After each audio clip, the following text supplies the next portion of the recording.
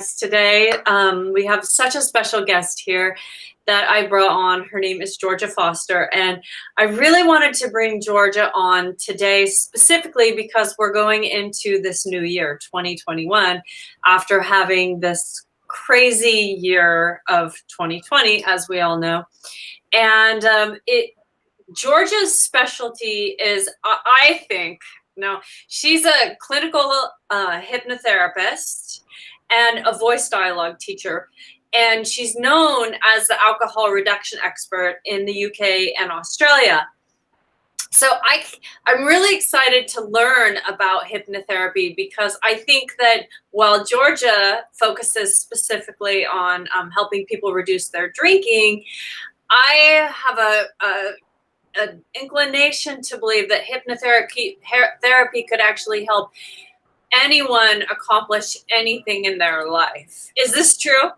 Do you think this is true, Georgia? Absolutely. Hello to everybody. I'm 54 and I've been practicing myself personally and also professionally hypnosis since 1994. And I mean, in the beginning, I should say, Nikki, that, obviously I specialize in alcohol reduction. I'm known for that, but, in my days to be a lecturer in hypnosis and had 2 busy clinics in London. So we now live in Melbourne, Australia. So I would see people for many different reasons. I think that actually what hypnosis is best for is improving self-esteem and anxiety reduction. And that can manifest itself in drinking, of course. So there are a myriad of many different reasons why people have unhealthy habits that they want to change. But fundamentally, underpinning all of those issues, whether it's attracting the wrong type of guy or, is that there's an unconscious habit going on there. And that's what hypnosis is really good at shifting is, I'm very pro therapy. I'm very pro psychotherapy and counseling, but I think sometimes people are just sick and tired of doing the same thing over and over again and just can't work out why they can't seem to make that change. And that's when hypnosis is very helpful. Okay. So I have 2 questions. I'd love for you to just really give your detailed description or breakdown simply, whatever, however it feels like. What is hypnotherapy? And I know for some, it's makes them a little bit nervous, this idea of someone giving them a spell or something like this, right? So I wonder if you could just help me and the audience really understand, what is hypnotherapy and why hypnotherapy? Yeah, I mean, a good question. I mean, the first thing is that hypnosis is meditation. There's only one difference is that meditation, there is an expectation, rightly or wrongly, to be in a nothingness state. Now, I think meditation is fantastic. Whereas hypnosis, you tend to be more goal orientated. You have a strategy or a plan, and you don't need to have a quiet mind to achieve it. So a lot of people will avoid meditation because of that fear of that they won't be able to achieve that deep state. But it's been proven by, all the brain scientists know that in the old days, hypnosis was seen a bit hocus pocus, a bit witchcrafty. And when I was training to be a hypnotherapist, it was very much along those lines. But now, the neuroscientists have come out and said, what is that the particular hypnotic state we're talking about is called the alpha theta state. And in the alpha theta state, or theta, some people call it, it's that just between when you're awake and you're asleep, there's that little band in the middle there. And I had this woman once who emailed me and said to me, Georgia, I went to see the top hypnotherapist in the US who said I couldn't possibly be hypnotized. I'm like, well, I don't know which school she went to, but that's completely unfounded because you have to go through the hypnotic state to go to sleep at night. It's just the bandwidth of thinking time. But what we now know is that this little window of time, you can, through hypnosis stroke meditation, you can go to that place. Even if you go to sleep, you're still in a hypnotizable state. But in this bandwidth of time, you are open emotionally to change. And that's simply because So, for example, if your conscious mind says, I want to lose weight this year and I want to exercise and I want to do this, I want to drink less, whatever it is, you can tell yourself till you're blue in the face. But if the deeper part of your mind, which is your unconscious mind, doesn't have that information that it's successful, it will try every way to avoid it, because it's like a library, it needs the right references. So what hypnosis does is it actually trains the mind to become familiar with new activities, new coping strategies, new ways of thinking. And it's a bit like rehearsing in your mind, so that when you get to the reality of it, after being in hypnosis, because every time you go into hypnosis, your mind thinks it's real. It just says, I know how to do this. You know, whether it's somebody who's failed their driving test 6 times, at the 7th time they pass after seeing a hypnotherapist, it's not because there was a magic wand waved or a witch on a broomstick happened.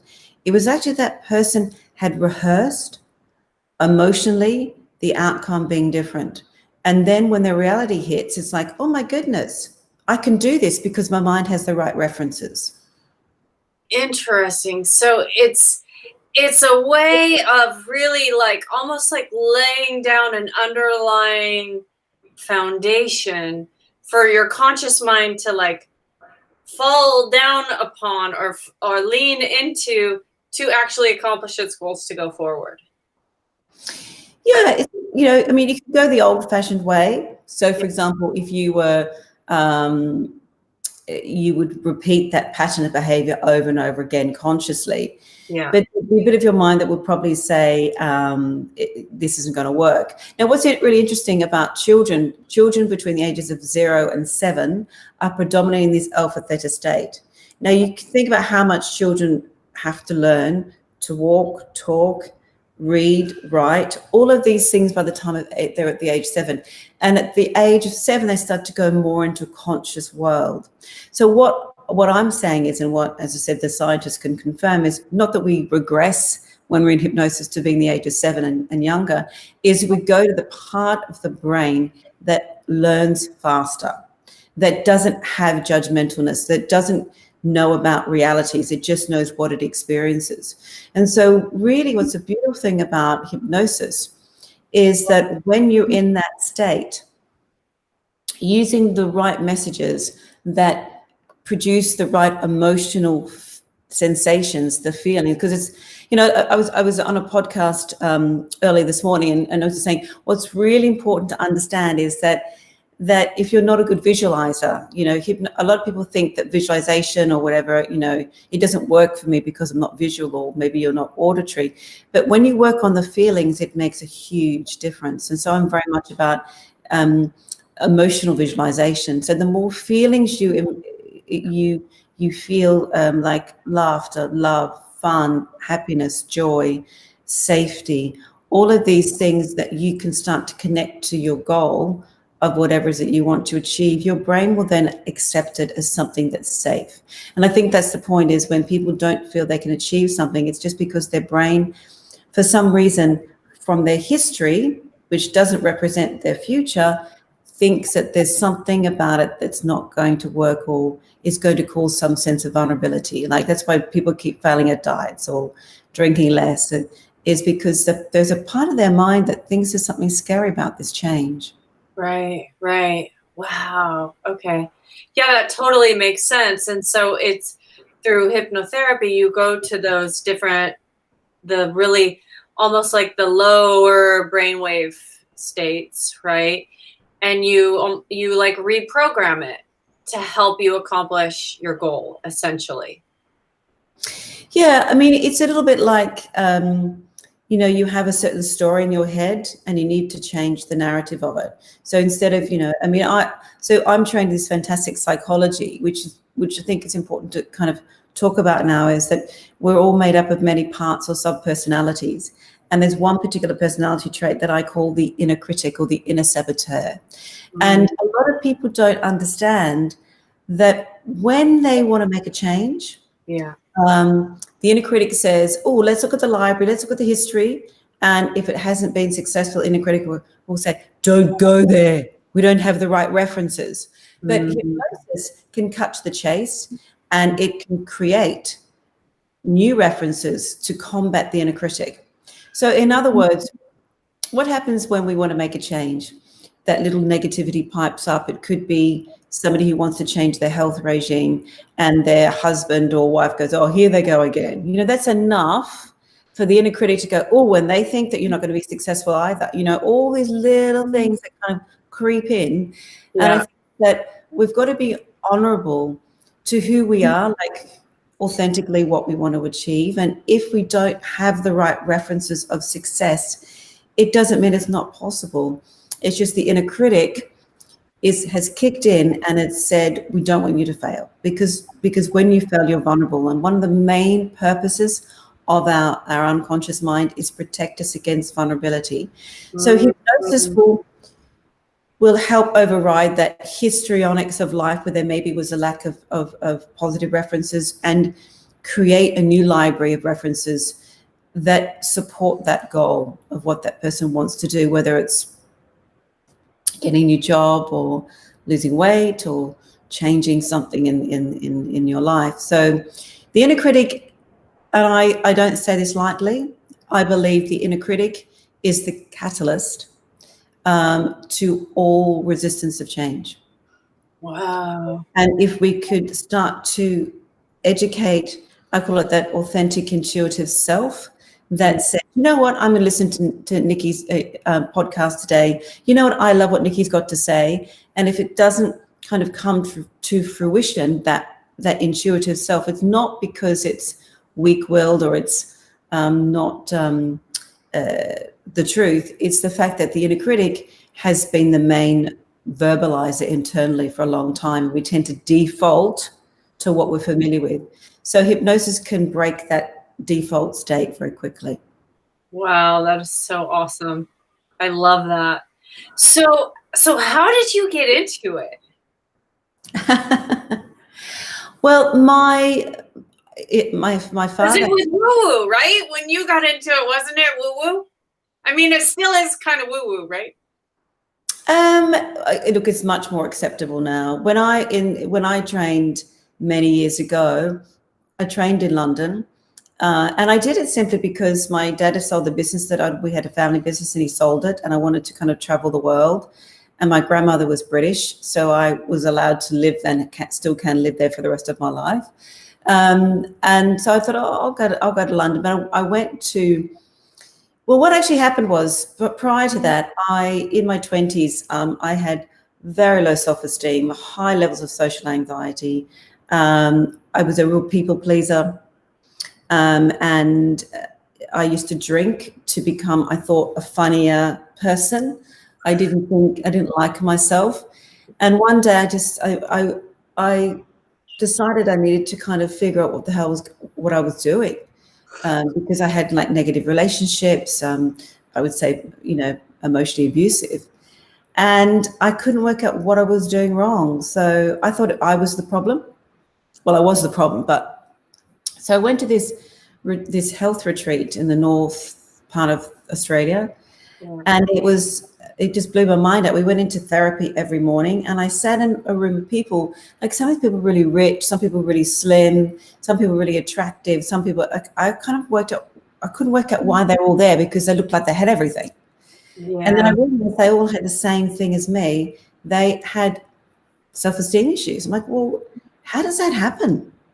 So I came back to Melbourne, and I was just on a massive mission. I didn't know what it was, but at the age of 28, I decided, I found this book called Embracing Ourselves by a very well-known Jungian psychologist couple.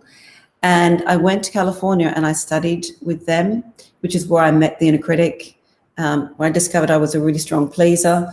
Some people are more perfectionists, it can be a combination of all of those. And I realized that my inner critic had been driving my life. But the thing about it, and nothing's a coincidence, as we know, when I went to London, I met just through working, I was working as in those days called a secretary. And I met somebody there who was doing a hypnotherapy course for helping women give birth. As we know, it's called hypnobirthing.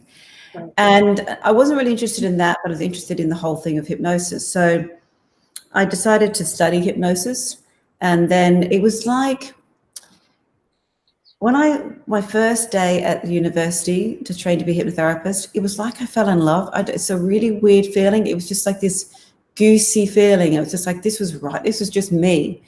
Yeah. And so I started to do a lot of hypnosis on myself, and obviously seeing clients and building my practice. But a lot of my clients were, because I was working as a secretary in the banking industry, I was getting a lot of corporate, like bankers, finances, and things like that.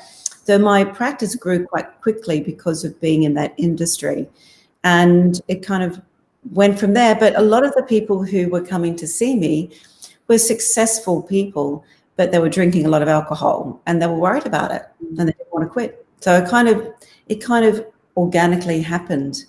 And thankfully, I mean, I'm a drinker, so I get the whole thing myself. So, and I have the odd hangover. So I'm very much about, it's the emotional conditioning to alcohol. But it could be food, it could be cigarettes, it could be a lot of things. But, I think we've got to honor that we have a choice, but sometimes it doesn't feel like a choice because the inner critic keeps, even the most successful entrepreneurs that I've met, I mean, I've hypnotized billionaires and they all have the same issues. It isn't just about this person belongs to the industry. Everybody has these issues. So it's more the fact that we need to be honorable, that we're all vulnerable, and we need to train our minds to tune out of the negative so that we can be more authentic and intuitive to ourselves. Yeah, I love that. That's so beautiful. There's so many golden nuggets in that, and I love what you say about the fact that, we're all humans in these different statuses, essentially, based with whether you're wealthy or you consider yourself not wealthy, whether you're beautiful or you consider yourself not beautiful, whether you're thin or you consider yourself not thin. I mean, those are kind of like the three main, well, there's other subsets, right? You have love and, stuff. But like, no matter where you are on all of these spectrums, it's like you could have a room full of people from so many different backgrounds in so many different places. And the issues are all the same. They're just like expressed a little differently. This person expresses it here. This person expresses it this way. This behavioral pattern got created to go this way, and it's so interesting. So I love what you said about that. I love that. And yeah, like, go ahead. Did you have something? No, I was just going to say, I think it's so important that we, the person who, I think one of the, I'm fascinated by people, and I love hearing people's stories, but I always say to people, if you could just be a fly on the wall in my clinic days, you would think, oh my God, I'm not going insane. This person is the same as me. And I think that's the point, is we all have these different facades or bravado, whatever we're doing. But ultimately, is we all want to belong and we all want to connect and we all want to feel loved and liked. And and I think something, right? And some people get the wrong messages through their experiences of life. And just to reiterate what I'm saying is that, I'm very much more a progressive therapist. I believe that we all have crap in our pasts, and that some people think regurgitation is important to understand the why, but I'm very much more along the neuroscientist belief that we can't change that, but we can move on from it. We can shift our emotional conditioning away from the fact that this is why I am who I am, because that will be one of the many reasons why you are who you are, but use it as a opportunity to then move into a better space and allow yourself the freedom to be who you really are rather than who you thought you should be, Yeah, that's like that neuroplasticity element that I think you talk a lot about neuroplasticity, right? Can you help the audience understand what that means? Because I'm not sure everybody really understands that. Yeah, it's a very well-known term in certain industries, and neuroplasticity is really so the statement, you can't teach an old dog new tricks, we now know is completely unfounded. And going back to the question about the hocus pocusness of hypnosis, when I first started working as a clinical hypnotherapist, a lot of people would say to me, Georgia, I can't possibly be hypnotized. I'll be with that 1% that can't be hypnotized. And I say, well, you must be very tired because you can't go to sleep without going through the hypnotic state. But if you choose not to be hypnotized, the art of the suggestion in itself will be true. So what the neuroscientists have studied now is that we've got all these neural pathways in our brains, and that some of them are very well worn, and they are the habits that we have. So then if you wanted to create a new habit, unless you direct different neural pathways to be more exercised, you will stay in the same lane. So we're all born with the same neural pathways. We don't create new ones, but often a lot of them are dormant. So, for example, we've got the fear-based part of the brain, which is here, which is the amygdala, which is the Greek word for almond, because they actually do look like almonds. And then you've got the prefrontal cortex, which is here. And there's a lot of other, it's quite, obviously the brain is complex. Yeah. But the simplistic version is that what the neuroscientists have studied is that during a meditative stroke hypnotic state, is that if you're wired to be more fear-based, that's because of conditioning, and that you can induce certain emotions and scenarios while in the meditative hypnotic state, and you can get the brain to come to the prefrontal cortex, where you are intuitive, where you're logical, where you actually produce lovely the endorphins, the positive chemicals. And so what the neuroscientists studied is that over a period of exercises, whether it's a boy who had a fear of dogs and couldn't go to a park, and then as an adult, he wanted to have children and he knew that he had to deal with his phobia. So they put this man into hypnosis, and they basically engaged his brain with dog barking, with love and softness and texture and songs to play that evoked positivity. They basically trained his brain to feel safe around dogs. Now, it sounds very simplistic because it is simplistic. So what we now know is, people used to come and see me with fear of flying, and after an hour get on a plane. So it's quite quick, which is the good news. It might seem a lazy way to do it, but neuroplasticity is really the retraining of the brain to break habits. And as you just said, they call the brain plastic. It's malleable, it's pliable, it's adaptable to change with the right conditioning. And that's why hypnosis has become such a great tool and been known as a portal for creating lots of different opportunities to make great change. And we have to thank the neuroscientists for that, because otherwise people would still think I'm on a broomstick. So, and now it's just seen as a very accepted method of creating positive change. Yeah, totally.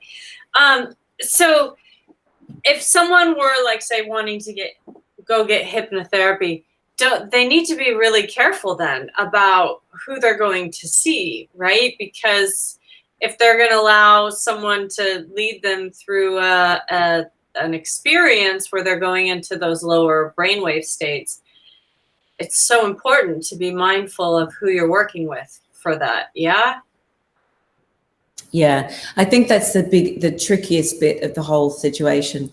You need to find somebody to refer you to. I mean, sadly, so there are many different schools of hypnotherapy around the world, and all of them claim to be the best. And my answer is do your research. Look at training that is much more. You need people who I mean, everybody has to start out somewhere. But I think you need somebody who is very honorable to giving you skills to walk away with, in terms of, like, all my private clients would have a private recording. I mean, most of the success of my work came from between the sessions, when they would come with their update, and then I would go and make them a private recording, which would reflect that update, and they'd put it on with their headphones. And then their mind would then see and feel exactly what they've been achieving. So it's a lovely, domino effect. And also on that note, you know, if you've got any feelings that it doesn't feel right, you should just say no. Don't ever feel, if you don't feel comfortable with that practitioner, just don't do it. You've got to have an affinity with them. You've got to have that trust, because, you know, no one can play games with your mind. That's not possible at all. But for me, I think it's just having a synergy with somebody, I think, is really important too. You have to like the person, I think. Yeah, for sure. Absolutely.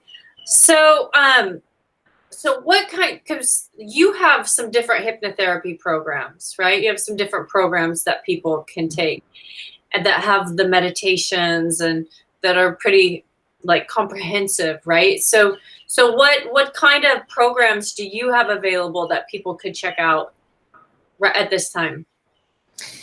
Well, Dry January is a sober month program, which is, see, I believe alcohol-free days are very important. As you know, I'm a drinker. And I think the year that we've had, crazy, a lot of people have been drinking more because they're in a critic, that negative part of the brain is just like, oh my God, everyone's living a very fear-based brain. For a long time. So, you know, so there's a bit of a kickstart, Dry January, but also the Dry January program, there's one hypnotherapy recording and also subliminal recording, and a quick little like hypnoblast, little 5-minute quick, get yourself into the right mindset if you don't have time for one of the longer recordings. But it's really about enjoying having a sober January and getting ready for February. If you choose to drink, having a different mindset about drinking, because a lot of people say, Georgia, I've abstained for the month of January, or it's sober October, or whatever it was, but I still go back to my old drinking ways. Whereas what I'm saying is, as I said before earlier, is you've got to re-educate the brain to drink or to change that behavior. So the January program is about getting yourself into a better mindset about drinking alcohol. But then I have my general my baby called 7 Days to Drink Less, which is a 7-day program with hypnosis recordings to help people change their emotional conditioning to drinking, because I think a lot of people this last year have been drinking out of boredom, fear, loneliness, anxiety, insomnia, money worries, world worries. So, you know, really it's about, you know, I think the bottom line is, self-esteem is something we need to learn, and I think a lot of people have lost a lot of confidence this last year. And a lot of people, you know, we're not born with self-esteem, we have to learn it. And through lifetimes of experiences, especially this year, a lot of that's been eroded. So underpinning all of my programs, I've got one called The Weightless Mind, which is about emotional overeating. And then I have a great program called Emotional Resilience Training, which is for people who have anxiety. Or I should say a strong inner critic. And then my self-esteem program called Believing in You. So there's a whole suite of different products. You know, obviously at the moment we're focusing on emotional overeating and drinking too much. Yeah. Well, and you believe that there's like a different specific personalities of excess drinkers, maybe, right? Well, yeah, there's definitely. So, I mean, I'm more a pleaser personality. I mean, I'm kind of, you would assume so, my business being in a nurturing business. But I mean, there are specific personality traits. There's one that's the perfectionist, which is all or nothing. Like they're really good at abstaining like all week, and then Monday or Friday hits, bang, I'm going to, you know, cane it with the booze and the food. And then Monday's like, right back to the gym, right back to my, you know, whatever. And which is a very restrictive way of living. And I'm not saying it's wrong or it's right, but for a lot of people, that's kind of the all or nothing thing, makes people feel they don't have control in their lives, because I'm either here or I'm here, you know, and I want to be here in the middle. And that stems from many reasons, but one being somebody who's highly driven would tend to be a perfectionist. So, but perfectionists sometimes, often, they will quit drinking because they can't seem to get that middle ground of drinking. And then there's the other type of drinker, which is the pleaser. And the pleaser is the nurturer, doesn't tend to have alcohol-free days, is a free therapist to the rest of the world, has low self-esteem, and will tend to attract narcissistic personalities, relationships, critical people, because narcissistic people love pleasers, because pleasers always think, what's wrong with me? Right. So I think amazing how that draws. It's like a magnet. That narcissist is going to get drawn to the inner critic of that pleaser who's over drinking, and so that will like attract them, and that will exacerbate the drinking habit, or the overeating habit, or the anger explosion habit, whatever the coping mechanism or behavioral expression is, right? Oh, no, absolutely. I mean, one of my clients who is happy for me to share her story, would not mention her name, but she was coming to see me about her drinking. And her husband was a very controlling man. And she was in a very unhappy marriage, but they had 2 girls, and she, was, in order for, because a lot of pleasers have a problem expressing themselves, communicating sober. But when we drink alcohol, the inner critic goes away, which is why people drink, is because the negative thinking goes away. So they're not addicted to the alcohol, they're addicted to the feelings that the alcohol gives them. And so she would have these conversations with her husband and say, you're this and you're that. And he'd say, oh, it's just because, if you didn't drink so much, we wouldn't have these marital problems. And I said to her, well, look, what we're going to do is train your mind to have sober communication, so that when you have those moments with your husband, that he can't blame the alcohol. He then realizes you mean business. And so she came back to see me a couple of weeks later, and she said to me, God, this drinking water rather than wine really works. And he couldn't work out why she'd become so assertive and saying, well, this and that and everything. So he ended up wanting her to drink wine. He was encouraging her to drink wine. And then I got an email from him, because he'd gone through emails and he'd figured out that we were seeing each other. And he said, my wife's never coming to see you again. So, I mean, this is the power of sober self-esteem, so that you don't need to drink to become or to communicate or to belong. And I think that's, for me, but that doesn't mean necessarily about alcohol. Pleasers are notoriously good at attracting judgmental people. Right. So when you become more assertive and more confident as a pleaser, then some relationship dynamics will change.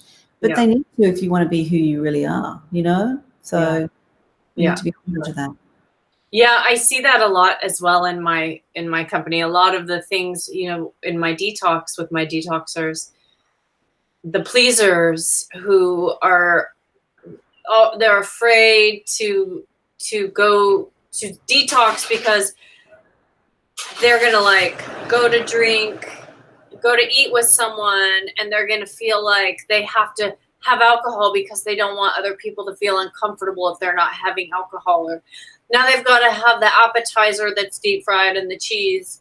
So they're so worried about pleasing everybody else and not letting anyone else be uncomfortable at the sacrifice of them accomplishing their goals or being true to themselves, right? So it's very interesting to hear, the people that you're talking about in these different personalities, because I'm working with a lot of similar sort of personalities as well, right? Because it's like a detox. It's probably similar to as well with your eating program. You have people typically that are coming because they haven't been doing what they want for themselves, and they've gone through a period of time, whatever that is, right?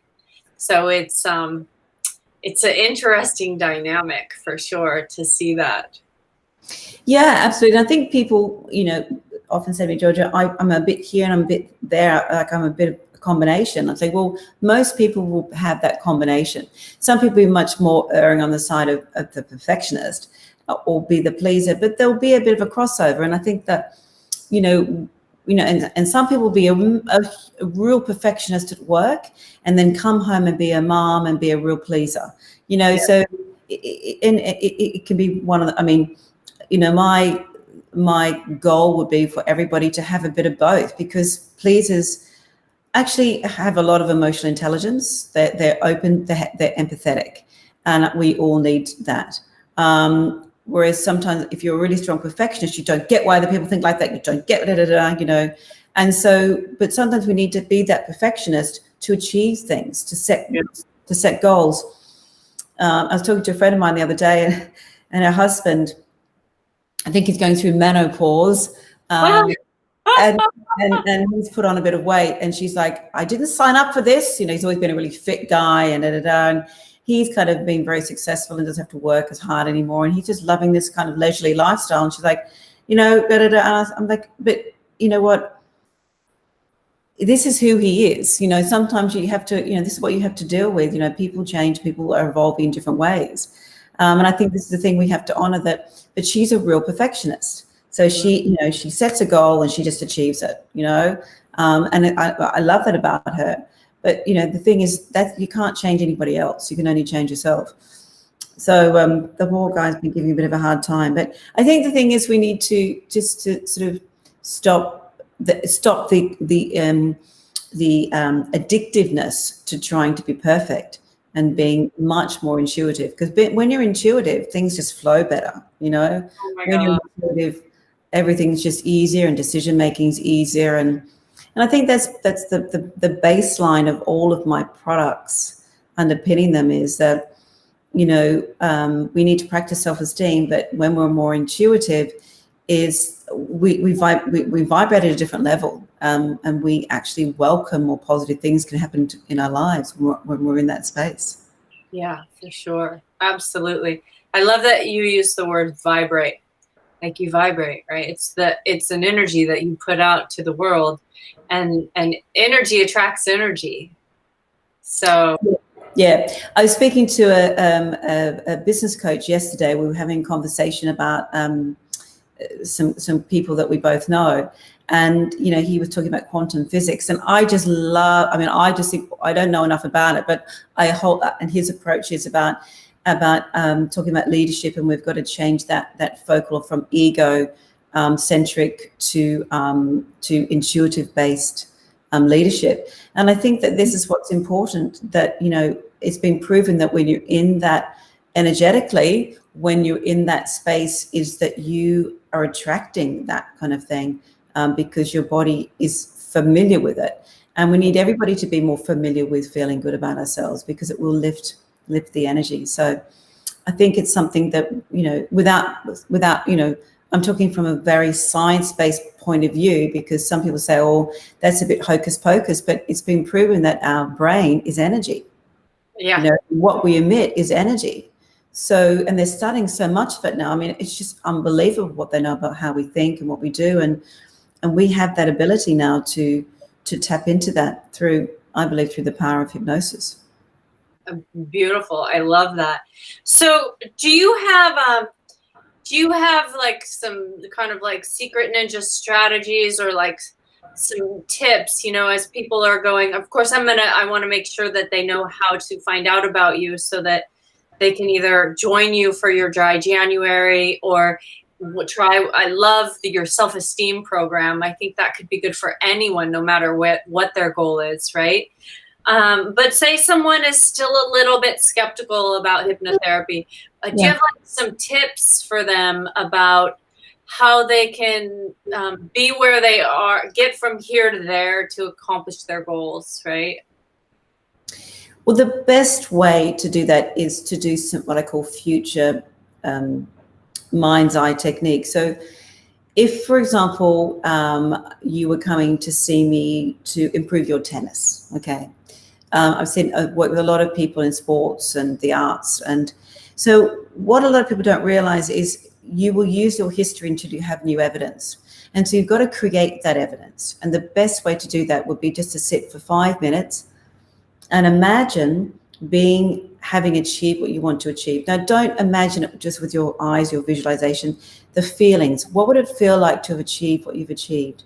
To be past the situation being complete. And that could be seeing yourself, I don't know, going on a first class airfare somewhere. It could be that you see yourself, walking on the beach and having achieved that, or you feel like, playing your favorite song is evoking that sense of success. And what we know is the more that you evoke emotion in your visualization, that the faster it will happen, because your mind then becomes familiar. So just little things like 5 minutes a day, put on some Mozart, which actually stimulates the alpha theta brainwave activity, or it could be that you put your favorite song on, and just starting to get into a positive space is really good. But there's one great top tip when you have a level of, if you're having an anxiety attack or any sense of panic, is if you just take one big belly breath, and you so like, for example, well, I'll do it with exact timing here, but breathe in and count for 5, and then release, but really empty that and count for 5. So you breathe in for 5, out for 5, in for 5. And that will break that anxious state, because when you're anxious, you shallow breathe, and this will kick. It's like putting the engine in the car on again, like putting the battery, restarting the battery. Your mind will start to become familiar with resetting the breath and being in a better place.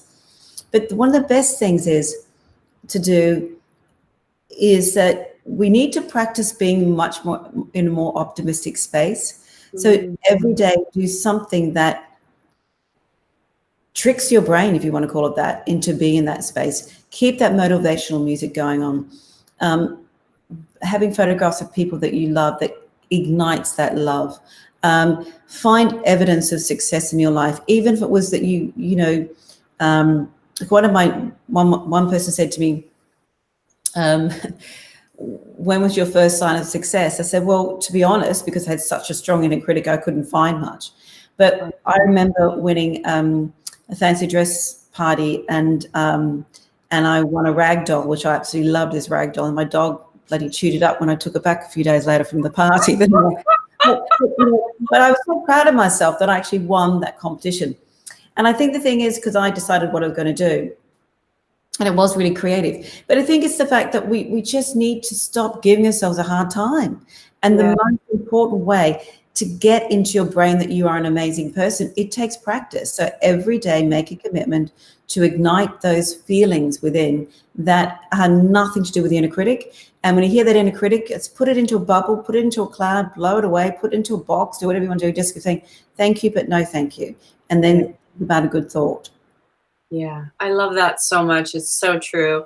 There's I practice transcendental meditation. So a lot of what you're saying, and then I have a master's in spiritual psychology. So that it's just, these are the tools, right? Going into those lower brain waves, repatterning the unconscious / conscious, and then reprogramming the negativity of that so many of us have really been just wired with, right? Through whatever it is everybody's responsible for whatever it is that they adopt. And then the environment that people grow up in, that you grow up in, is going to have a big impact on that, right? So I love what you offered today. Thank you so much. This has been so good.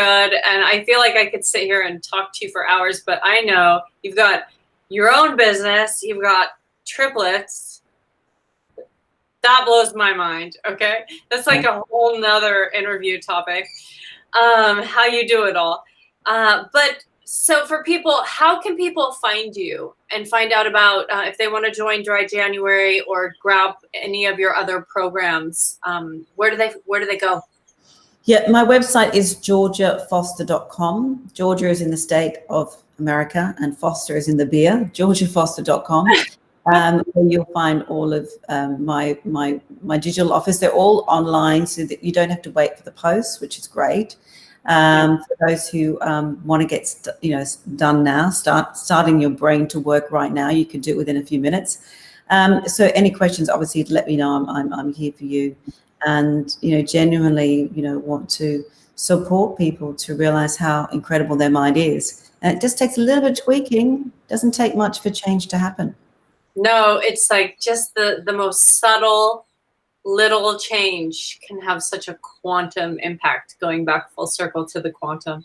Wonderful. So georgiafoster.com, go check it out. Check out all of her programs. If any of you are just wanting to be a part of something and to repattern your brain for less drinking in this next coming year, you can grab her Dry January. Or I'm curious, I always liked the self-esteem one. It kind of has I think anytime you're boosting anything, and your self-esteem in anything is going to go to every area of your life. So thank you for the work that you're doing and for joining us today.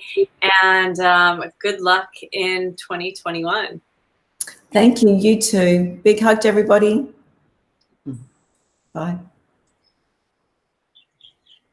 Okay. Done.